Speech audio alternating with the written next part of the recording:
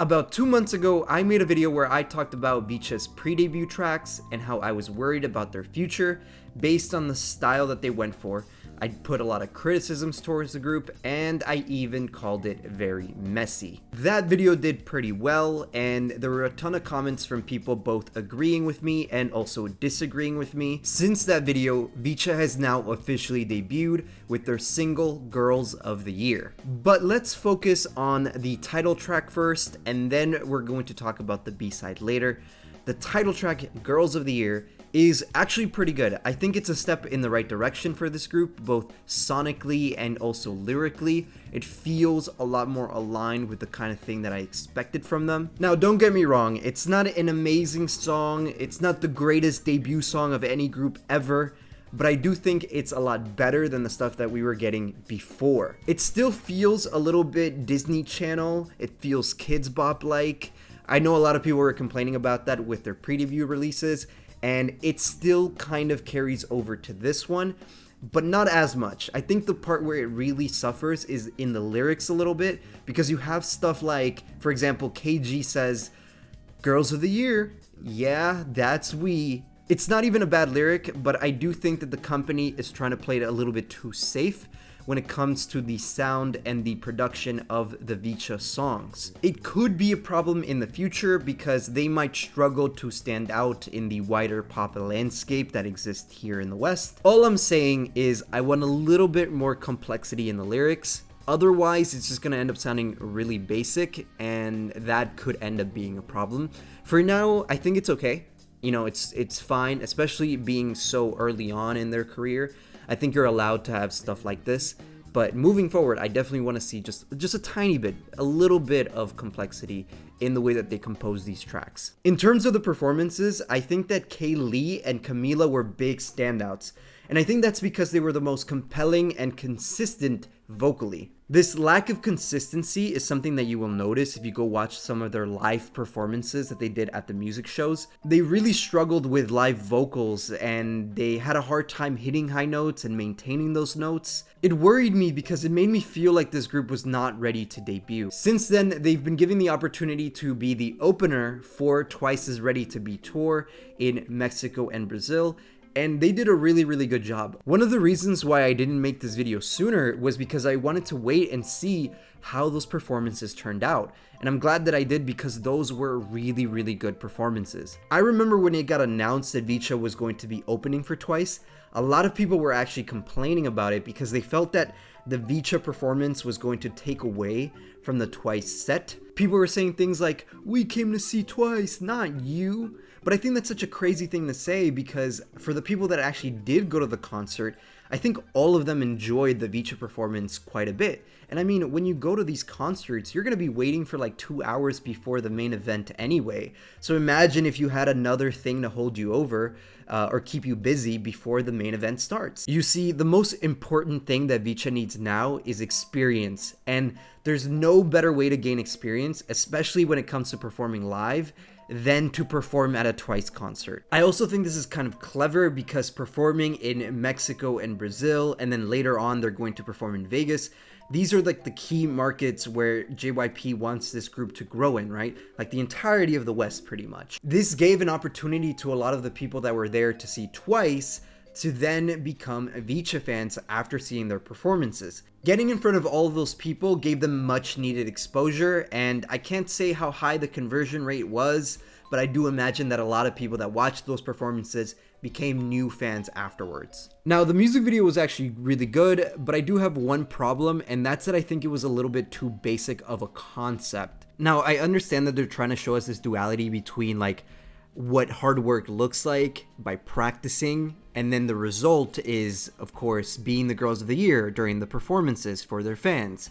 I get it, but at the same time, I feel like the moment where Camila sees herself in the crowd is probably the most powerful moment in the entire music video, and I wish we got to see more of that, because it showcases this, oh, as the idol, sometimes I see myself in the fans, and as the fans, sometimes you see yourself in the idols. So there's this interesting dynamic there, and I wish we got a little bit more of that, because I think conceptually this is the weakest music video that we've had from a debut of a girl group at JYP. Twice's debut is a zombie apocalypse. It's crazy, it's weird, it's different, but that's what makes it really good. ITZY has Dala Dala, and I think this is an underrated music video because it's them arriving at an airport, but simultaneously, it's also them arriving in the industry. So it's clever in that way. And then you have NMIXX, which I think out of all the JYP groups, they have the best debut music video of all time.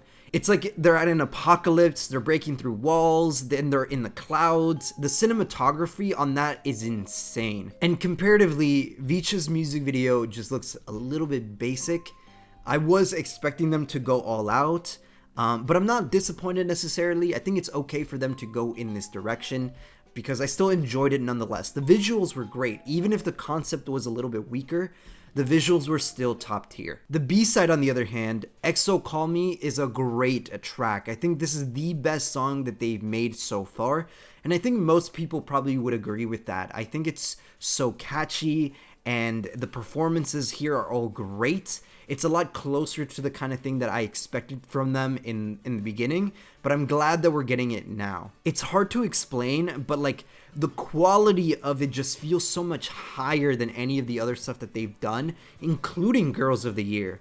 It's almost night and day, and so I hope that they take the feedback that they've received from something like EXO Call Me and they apply that to their future releases. But now let's talk about some of the interesting details that we found out following VCHA's debut. We got interviews from some very notable publications like Rolling Stone and Billboard, and we learned a lot about the way that this group is going to function moving forward. One of the questions from the Rolling Stone interview that I really liked asked, "In what ways do you feel you've grown from pre-debut to now?"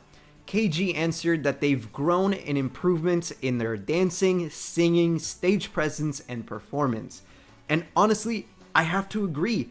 After seeing them perform and open for Twice, they have done such an insane job making that leap from what we saw in pre-debut to what we have now. It's incredible, it is night and day, and honestly, I'm very excited to see just how much more they'll grow just throughout the rest of this year alone, not even counting what they'll do past that. Another interesting detail that we learned about from this interview is that they've actually moved to Los Angeles. And that's kind of interesting because this would make it the first JYP girl group that is residing outside of Korea.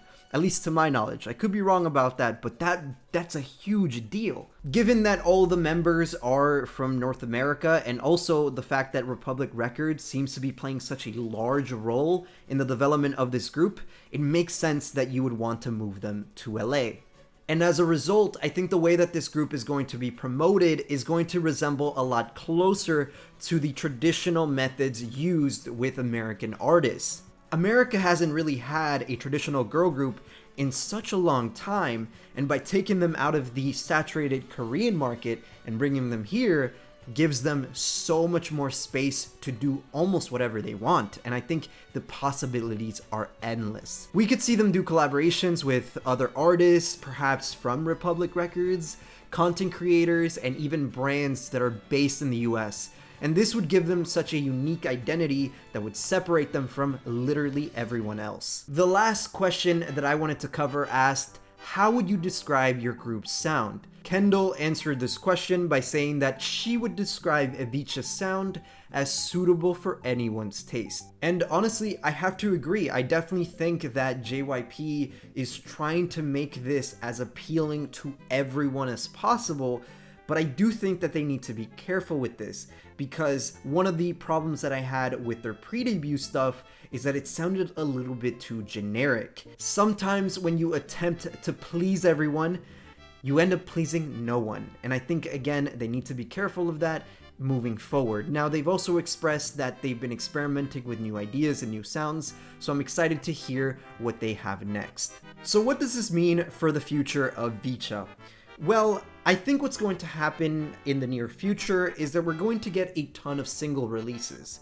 In fact, by the time that you watch this video, I delayed it so long that they've already announced the release of their second single. I think they're going to follow a very similar strategy that like IVE, for example, used when they first started, where you're going to get a bunch of single releases, like maybe like 3 or 4, and then get an album after all of that. Maybe we could see something at the end of this year, but for now I think we're gonna get a bunch of singles. However, even with all these TV appearances and interviews, I think the casual average listener in America is probably still not aware that VCHA even exists. I think that this is something that they'll always struggle with, especially because it seems like this group is trying to build their fan base organically, slowly over time. But I think eventually you'll need something that'll help you blow up. You need that one thing that just pops and everybody all of a sudden knows who VCHA is. That hasn't happened yet, and I don't know when it's gonna happen, but at some point I think you're gonna need that. But I am way more optimistic and way more excited about this group moving forward than I was in the past. And like I said in the title of this video, the debut is not perfect, but it's the closest thing to it. And with that being said, let me know what you guys think about VCHA down in the comments below. Are you more excited about them? Are you more on board with them? What are you looking forward to the most? And of course, who is your favorite member? And with that being said, take care, and I'll see you guys next time.